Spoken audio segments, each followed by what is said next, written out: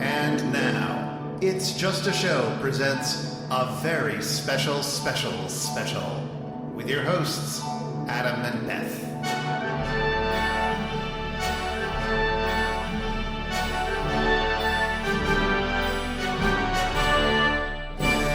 Wow, this time we watched the second annual Summer Blockbuster review, Blockbuster Harder. Yeah, we're pulling our carcasses over for one last one of these. Due to extensive technical difficulties, we have to record these little tiny episodes about these specials of MST3K, which, while non-essential, are still kind of interesting.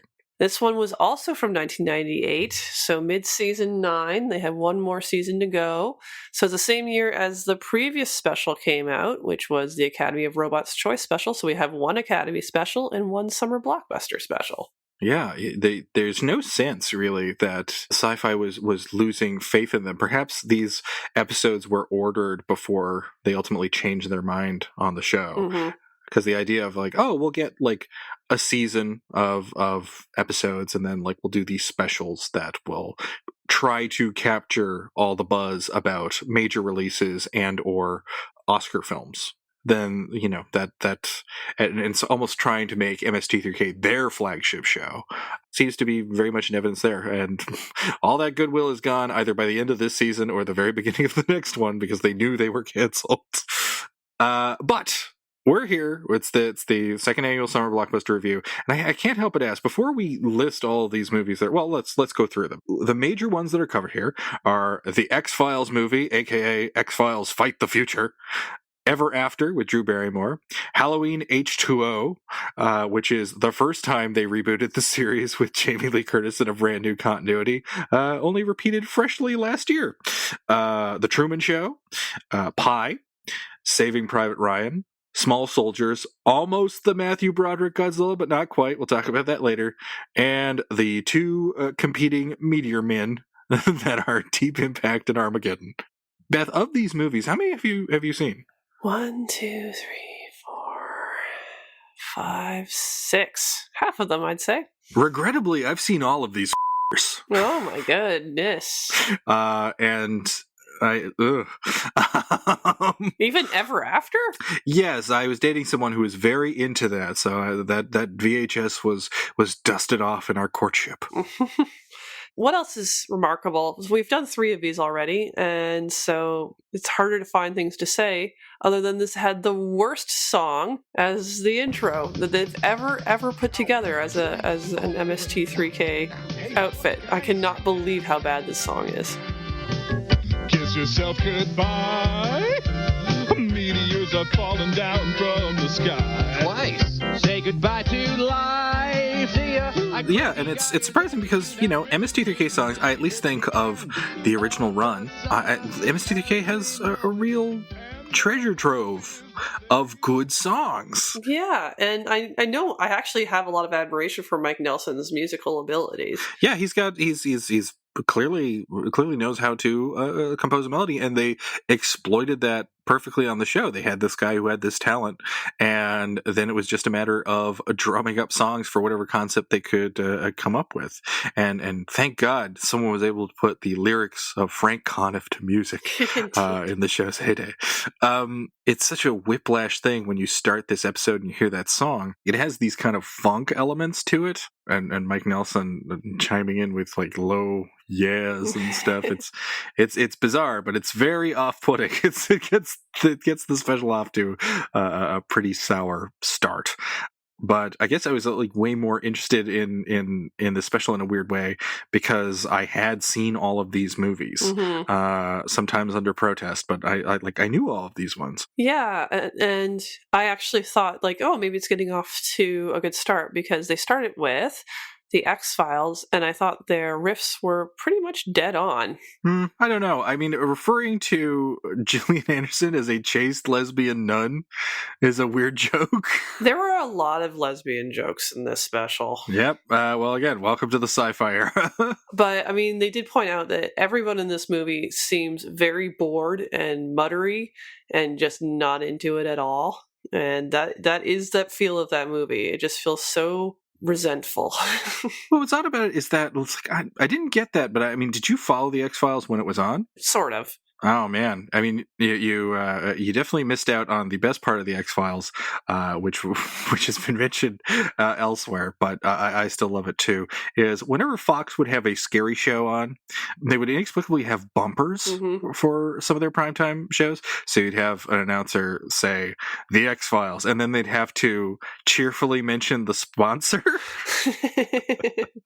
The X-Files is brought to you by Subway. Right, I do remember that. I remember this was an event. The X-Files Fight the Future, God, what an unwieldy title, was an event. And it's funny is that I was just starting to lose interest in the X-Files when the movie came out. Right. It came out a couple years too late, I think. Yeah, but although it's weird, when this movie came out, people were going insane. When I went to the movie on opening night, radio stations were there to give out prizes for people who knew X-Files trivia. Really? Wow. There were extras dressed as aliens, and it's like, I wasn't in LA, I was in Newfoundland when I saw this film. But it was a huge deal. Like, X-Files was a phenomenon, and it's understandable because those first 4 years are really, really strong. But it's, and you know what, I will say this. Rewatching it, it's aged really well. Has it? Yeah, that was the biggest shock. The stories are, especially, you know, as is often the case with people looking back on the X-Files, the standalones are uniformly great. The standalone stories are always really good. But surprisingly, the initial myth arc of the show in its first few years is really well done. Those early Chris Carter scripts, the man who would go on to spoil his own show, as so many creators do when they revisit the things that made them famous, like Gene Roddenberry and George Lucas before him. Those early shows that he did are also really well done. And strangely enough, The X-Files, which has some incredibly god-awful episodes. Its finale is basically the Seinfeld finale. Right. In which the character is put on trial and a clip show starts. Despite all of this, with the film, the only thing you get from it is that, one, they made the bizarre choice to make it a pivotal thing in that myth arc. It's just another entry, but it's another entry with a huge budget. Right. Perhaps failing to understand that a lot of people watching this movie wouldn't give a damn about the X-Files, or didn't know, or were just curious to see what the fuss was about. Yeah, that's always a hard one. I can't really ever fault a movie for not quite knowing how to thread the needle between new watchers and dedicated watchers.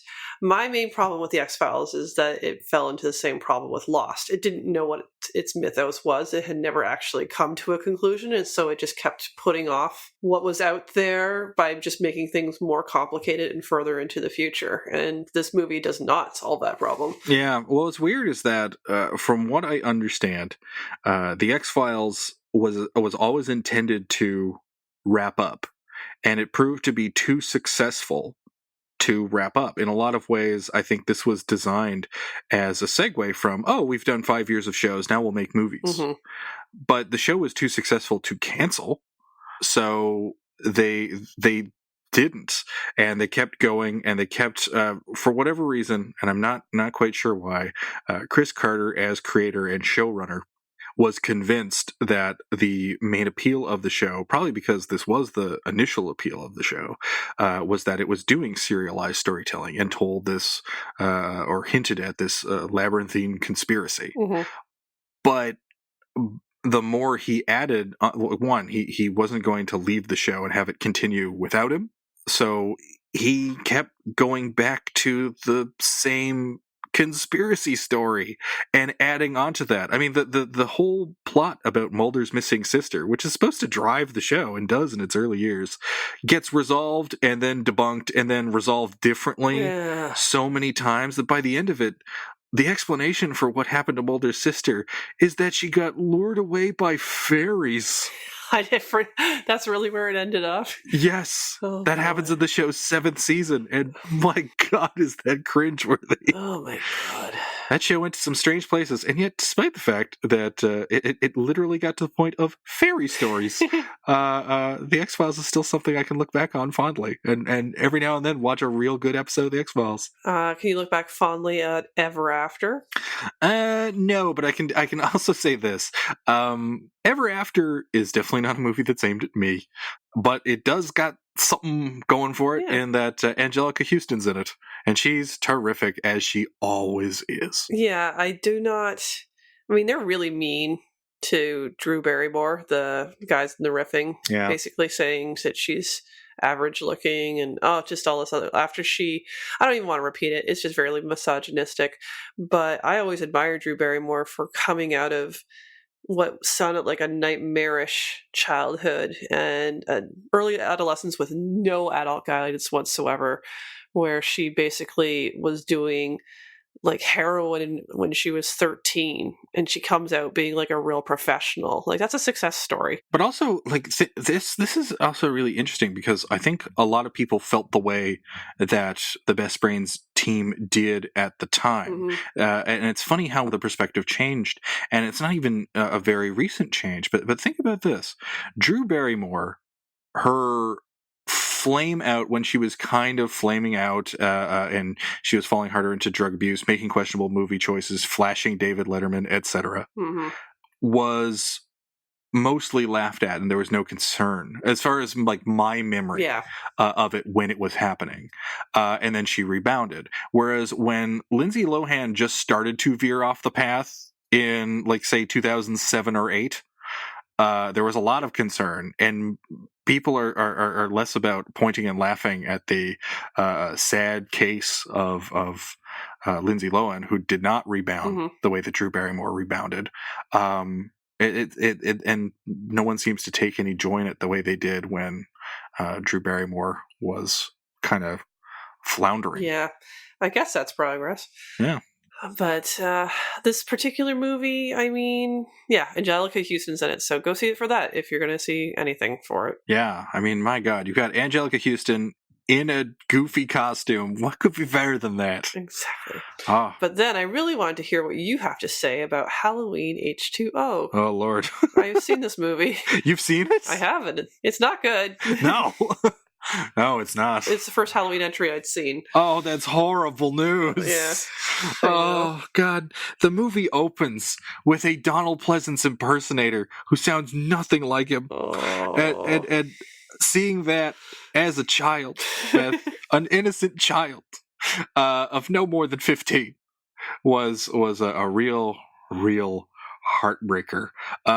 It's funny is that Halloween is one of the most influential and atmospheric and just downright beautiful looking movies ever made by a director I really admire, like John Carpenter, but also a producer. His co-writer, or the co-writer, was Deborah Hill, who is a producer who did terrific work, and the two of them played well off of each other. They both had interesting careers, both tellingly not involved in Halloween H2O. Deborah Hill and John Carpenter both wanted to shape the story in some way, and they were denied any kind of handsome compensation for their earlier work and to bring them on board for this new project. So Deborah Hill's not involved, who really shaped Jamie Lee Curtis's character in the original film. John Carpenter, who shaped the tone of the film and the visual style of it, well, he's not involved. So you have something that looks like, because they just got a rent-a-hack director, they got actually someone who directed some Friday the 13th sequels. The movie looks like an episode of Dawson's Creek. It does. That's a really good way of describing it. It's got this weird beige filter that just looks really odd. Yeah. Is there anything, as you recall, and this might be a fading memory, but personally, and I think this is the biggest insult of it, like all of the horror franchises of the 70s and 80s that kind of went on, the sort of the slasher cycle, all had distinctive things about them. And what Halloween brought to the table in the 70s and 80s was that the Halloween movies, I think, were marked by great cinematography. Even the worst one, even if you're sitting down watching Halloween 5, the movies look really good. Mhm. And yet you have this, like, the Dawson's Creek comparison is not there because one of the Dawson's Creek actors is in this movie. It's there because it genuinely looks like an episode of a WB soap. And that's so disappointing. But also, like, this does something really, I guess, at the time really weird, but now I guess is totally normal, which is that this was a reboot, but not a reboot in the sense that it was a remake to start a brand new series. This was one of those movies that was designed to be the true sequel, the proper continuation, that we're now seeing more and more of. And hell, even was attempted not that long ago on TV when Roseanne came back for a belated 9th season or belated 10th season. And that would have to contradict the fact that not only did in the 9th season, the Connors won the lottery and were in fact super rich. But then that was undone in the finale when they were never rich, and Dan died in season 6, and the kids were married to different people than what we were led to in the show, and all sorts of nonsense. Yeah. Moving on to the next one, The Truman Show. I do remember pretty fondly. Like, it was an interesting concept, and it's an interesting movie because it had spawned its own mental illness designation. No. There's actually something called the Truman Syndrome. It's a delusion where you believe you are on TV and everyone's watching you. Oh. It's like specifically that you're in a fictional show? Yes. Not that it's fictional, but that you are being watched all the time, and that the producers are maybe trying to tweak you into certain scenarios. Wow. Mm-hmm. And that just sounds like paranoid delusion to me. Well, this is one of the interesting things about mental illness is that, though in its essence, mental illness, because it's usually a chemical thing, there's similarities across the centuries. The way it expresses itself is completely culturally dependent. And so when you have a surveillance state like we do now, that is what feeds the delusion, right? This seems possible. 30 years ago it was all about the CIA and all of that stuff. Or if you're in Japan, you're more likely to have great delusions about being embarrassed publicly. If you're in Ireland, you're most likely going to think of yourself as some kind of chosen saint. Like, it's very culturally contingent what the delusions look like. Oh. So this Truman Show thing seems to have created a new kind of delusion. Wow.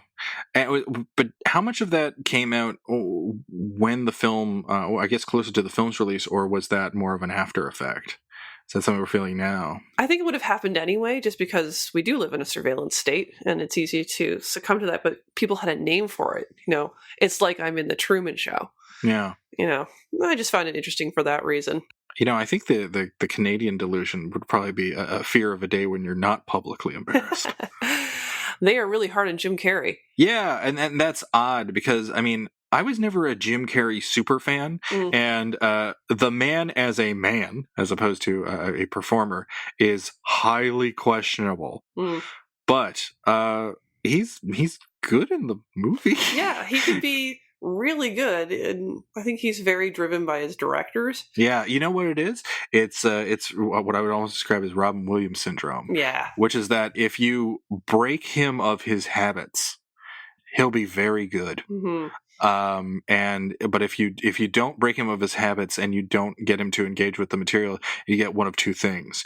You get random ad libs, or you get kind of a poor man's Jimmy Stewart. You get a very kind of like fake mawkish performance, which I found like both Carrey and the late Robin Williams would, I think, succumb to in their worst. But yeah, like Jim Carrey can be legitimately great. He's phenomenal in Man on the Moon. I say that as someone who doesn't give a rat's ass about Andy Kaufman. Good for you. Yeah. I will say this is like maybe the one time I actually laughed at all four of these specials, as they just have a shot of him sitting kind of glumly in the sand, and one of them mentions like something about him laying eggs, and it does look like he's in the middle of turtling out some eggs. Well, all right, good job, good non sequitur. And then weirdly enough, they move on to Pi, which is a strange one to point out because it was a very small indie movie. Yeah. that I have seen because that was the kind of thing I was into at the time, and it also had a kick-ass soundtrack. And this is the first movie by Darren Aronofsky. Yeah, this is the one that launched him, and finding out about that this scrappy little movie got made, and hearing that it was borderline unclassifiable as to what it was and what it was doing. And of course, in the 90s, there was a great appeal and even a gravitas to indie movies that were made in gritty black and white. Exactly. Yeah, like I was also drawn to it. You can smell like the Kinko's coffee of his like latest zine just coming off the press here. Mm-hmm. Yeah, this Pie is definitely a movie that had its own newsletter. But like thinking back on Pie, which I did like at the time, is that I'm reminded of the thing I don't like about Darren Aronofsky, which is that he's extremely heavy-handed. Oh, really? The man who did Requiem for a Dream is heavy-handed? Who would have guessed? I mean, my God, the only part that's truly great about Requiem for a Dream is the close-up on Keith David where he says ass to ass. Is he the one who says that? I don't think he is. Yes, it's the great Keith David. No, I know guarantee it's him, you it is. but I remember him. I think it was some old guy who throws out that suggestion. Oh, no. It's him. I guarantee you it's him. Well, someone's going to have to watch that dreadful clip again to Dreadful. clarify. I just remember him being like, I know it's pretty, but I didn't just take it out for some air. Oh, my God, yes. Why isn't the movie about Keith David? Oh, man. I don't fault the Best Brain guys for not really knowing what to do with this. And moving on to Saving Private Ryan, where they just talk about America's dad, Tom Hanks. The true heir to Jimmy Stewart. Definitely. Yeah. I have nothing to say about this movie. I have never seen it. I have seen it. They showed it to us in school on Remembrance Day. Oh, what a lazy thing to do. Of course. But, I mean, I also went to a school where music class, after we mastered the recorder, we were just subjected to movies that initially were musicals or documentaries about music. And then it just became, I rented Adam's Family Values. Let's just watch that over the next 3 classes. And I thought, cool. I'm done teaching. Yeah. Yeah. I was surprisingly okay with this, although it would have been nice to learn, I don't know, piano. But yes, I mean, with Saving Private Ryan, I mean, it's as glossy as any Steven Spielberg movie. It's not as treacly as a Steven Spielberg movie, I'll give it that. It's definitely a lot grittier. It's surprisingly gory. Well, the surprisingly gory part, have you ever seen AI? Ugh, unfortunately. Okay. I thought you might like that movie because it's strangely dark. Well, that's just it. Like the first chunk of it, I had a complicated thing going into it, and not for the I think a lot of people have a problem with it because they assume Kubrick had the good version of the movie and Steven Spielberg made it shitty. And I don't think that's entirely true because anyone who's seen Barry Lyndon knows that Kubrick was not infallible. But I'm a big fan of Brian Aldiss's Super Toys stories, which that movie's based on. And everything that is sad and dark about those stories doesn't really end up on screen. But I will say, when we see, I believe the boy's name is David, when we see him team up with Jude Law as robot prostitute, that's when the movie gets really interesting, and I would have loved to have seen more of that instead of where the movie ends up going. It goes in a real goofy place at the end, which is admittedly what everybody says. Is it goofy? I found it so disturbing because Really? But because she never loved him, and that's still his wish is to have this moment, and he knows it too. Like he knows that this the fantasy that he has created never existed and never would, but he still asks for it, and there's something so disturbingly sad about that. I think this is where presentation can really muddy a theme, because how that's kind of wrapped up in this storybook fashion kind of blunts that. Yeah, maybe. The horror of AI is softened a lot. I don't know what kind of movie necessarily that Kubrick was intending to make, other than it took him a hell of a long time to even realize a bit of it, because he'd been trying to do it in the 90s and was so captivated by those Aldous stories. And please, if you can get your hands on Super Toys Last All Summer Long, which is the name of the first story, but it's typically what the collection of his short stories that has all the Super Toys stories in them. Please get it. Oh my God. Brian Aldiss is a terrific writer, but that collection is just full of wonderful, dark, occasionally very funny, but mostly dark sci-fi stories. Yeah. Well, we got a little bit off track here because I think neither of us have much to say about a World War II movie that also had Matt Damon in it. I have nothing to say about Small Soldiers. I am sorry. The only thing I can really say about Small Soldiers is that, like, you have Joe Dante desperately trying to make another Gremlins. And it's real sad, but it's made all the sadder by the fact that it's Phil Hartman's last appearance in anything. So sad. Yeah. So it's doubly awful. And I don't just say this because Dante is a noted detractor of Mystery Science Theater 3000, but Beth, hot take, I think Joe Dante is hugely overrated. Fair enough. I don't think I'd disagree with that. No, I mean, he's made a genuine classic in the form, well, I would say two, in the form of course, Gremlins 2 The New Batch, which is a live-action Warner Brothers cartoon done right, and the equally funny and great mix of horror and humor that is the original Piranha for Roger Corman. Yeah. There's nothing even worth saying about this movie besides they do another boring lesbian joke. Yeah. What comes next is much more interesting because the next movie is Godzilla, and they can't say the name, and it's a nod to the fact that in the Comedy Central years they did a couple of Godzilla movies, and then the studio... what's the name of the studio again? Oh, well, the Japanese studio of the original movies is Toho. And they, not just for Mystery Science Theater, but basically anyone kind of re-editing the movies or mocking the movies, they stamped down on that real hard in the 90s. And they're essentially pretty much as strict with that IP now. Which is a shame because that means those season 2 episodes won't be released on DVD officially unless it's by accident, as was the case of Godzilla vs. Megalon, which was an official Rhino release for about 2 weeks. But yes, but isn't this also a commentary on the fact that didn't TriStar not license any footage to be used on Mystery Science Theater 3000? Like, wasn't that also a bit of a conflict in that they couldn't use anything from Godzilla 98? That might have been too. I just figured that they were still referring back to the Toho stuff. But if it's also like that extended to TriStar being like, you can't make fun of our shitty new remake, then that's even more interesting. Yeah, I had always thought that was the case, which I guess shows that the series is forever cursed for ever trying to include Godzilla on it. It's just never going to happen. But I will say this is one of the few times I did laugh at the special, as I did like Crow's Goshzilla, and that it's perfectly long. It's exactly as long as it needs to be to make that joke work. Yeah. Which is that they show a clip from Crow's Goshzilla, and it is about 1.5 seconds. Yes. And that's pretty funny. And there's very good deadpan acting from Bill Corbett there. That's a funny bit. But I gotta ask, did you see that movie when it came out, which was also a big deal at the time? Yes, it was terrible. Oh yeah, but here's my question to you: knowing that it was coming from the visionary director of Stargate and Independence Day, were you prepared, or were you like so many who saw Independence Day way back when and thought it was a good movie?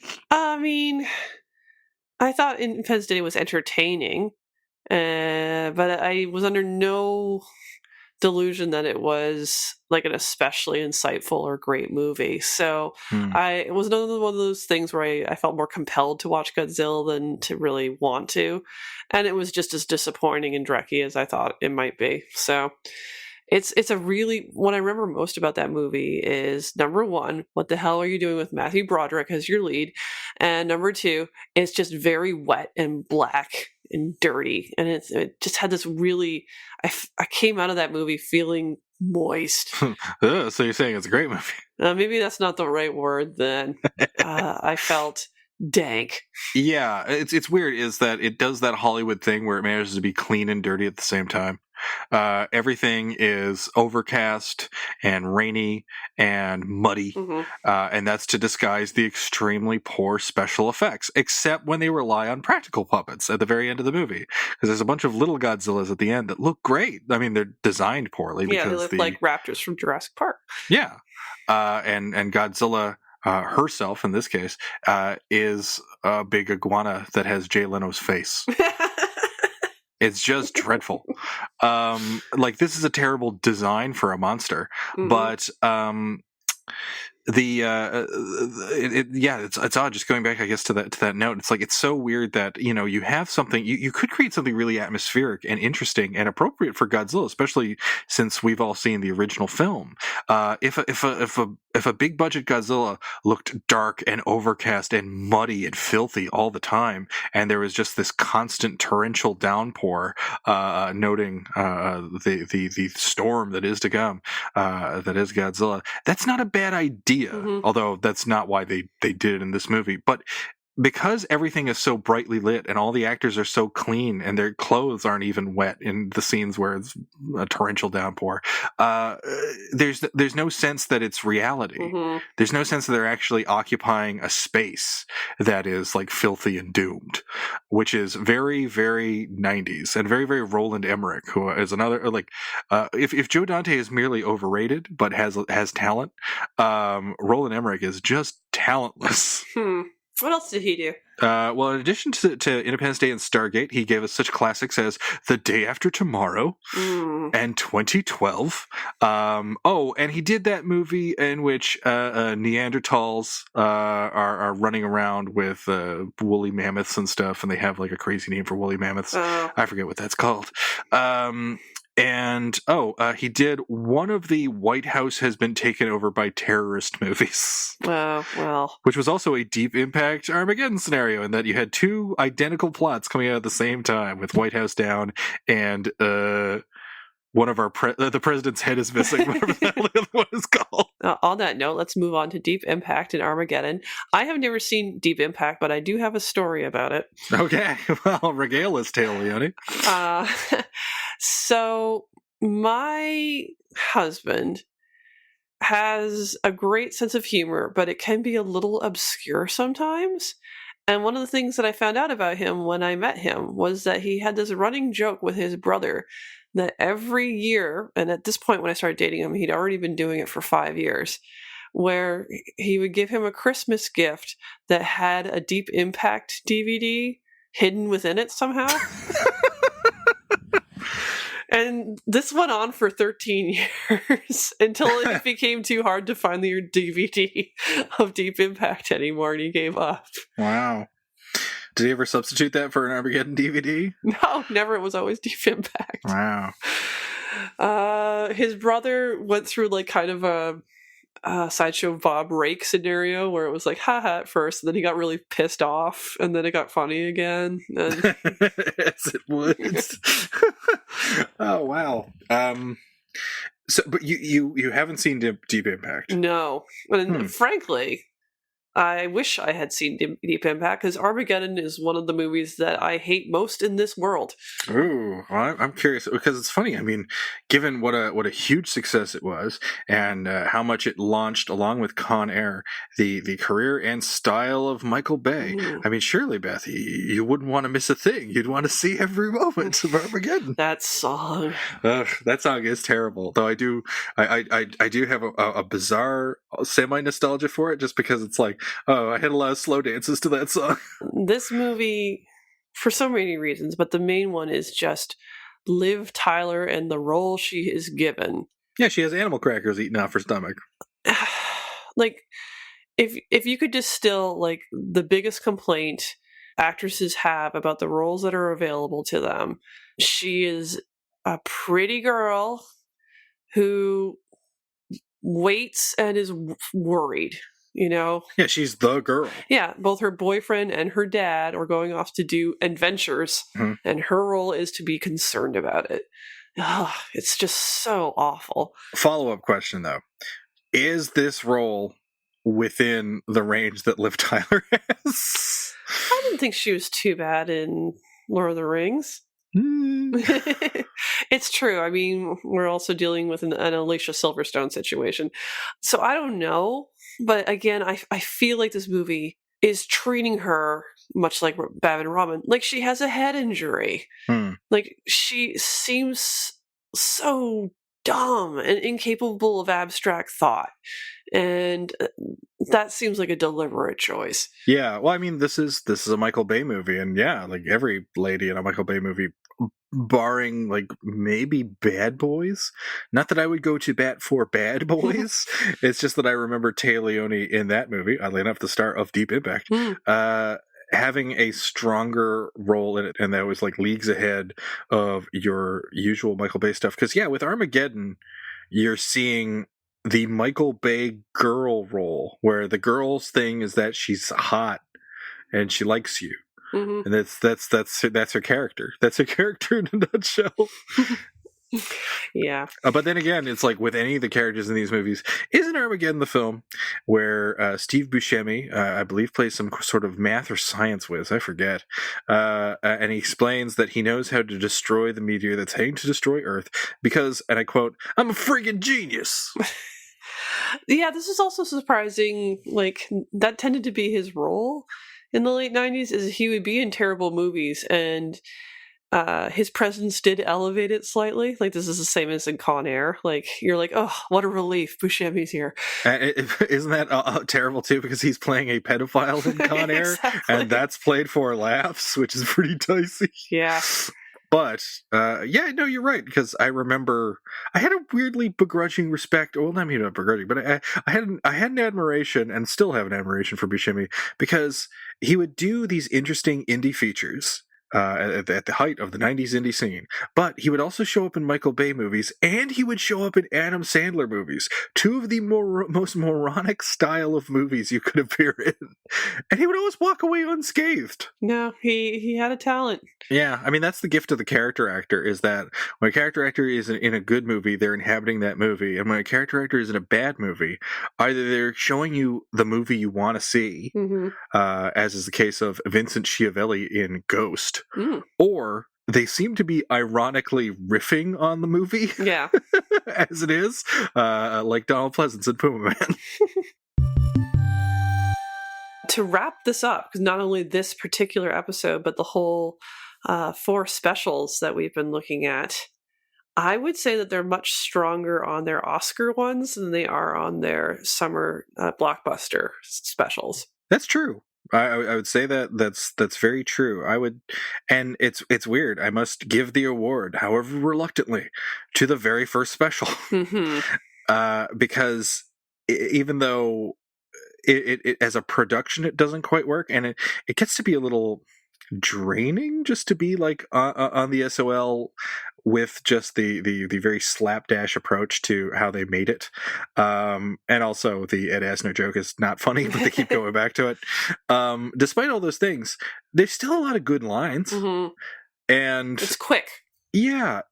And even though they're not given the greatest material to work with, both Kevin and Trace are playing well off of each other. Like, their chemistry is very apparent. So, like, it's entertaining enough to watch, but it's hugely forgettable. And how sad is that that's the best of the specials? Yeah, I can see why this format was not something that they. Well, I guess they didn't really have a choice, but I could see a world where if this had been successful enough, they would have done this even after cancellation. It's just something that they did every year as part of an Oscars warm-up, but that didn't end up happening because these aren't very good. Yeah, and in fact, like, that's probably why the show took so long to come back, and when it came back in its original form when it was revived, because MST3K could have lived on any network or could have been attached to any, I don't know, entertainment extravaganza special, whether it was someone doing Oscar coverage or a TV show, or a network wanted to do a special about summer movies or anything like that. Oh, we could just get the MST3K crew to do a special, and they would just do specials on different networks until the property's value would dwindle and dwindle and dwindle. Yeah. And that never happened because, what they have is not that great. And it's weird is that, like, as is the case with riff tracks, it's like there's clearly like a passion for wanting to do modern movies with this crew. This era of Best Brains, like, no, this is what they wanted to do. They wanted to talk about modern pop culture. They didn't want to watch some giant spider movie that was made in Wisconsin, but nothing interesting comes from it, and their insights sadly are not that interesting. Like, I can remember, I guess dialing things back to an earlier special, prior to them talking about Starship Troopers on the Oscar special for sci-fi, they did an appearance on the CBS News, and I think it was to promote MST3K, the movie. I might be getting that wrong, but I do know that they appeared on a news program.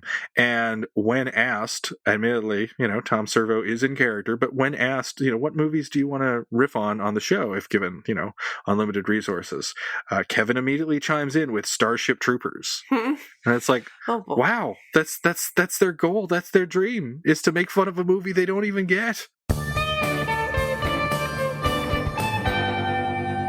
If you want to follow up on anything we mentioned on this episode, you'll find links in our show notes at itsjustashow.com. Of course, this is the last of the 4 movie reviews that MST3K did, and if we have further technical difficulties, we'll have to figure something else out. But until then... Oh man. Like all blockbusters, with these specials, they ended on a damp squib. Good night. Man, I have nothing to add to that. Okay, until next time, we'll see you later.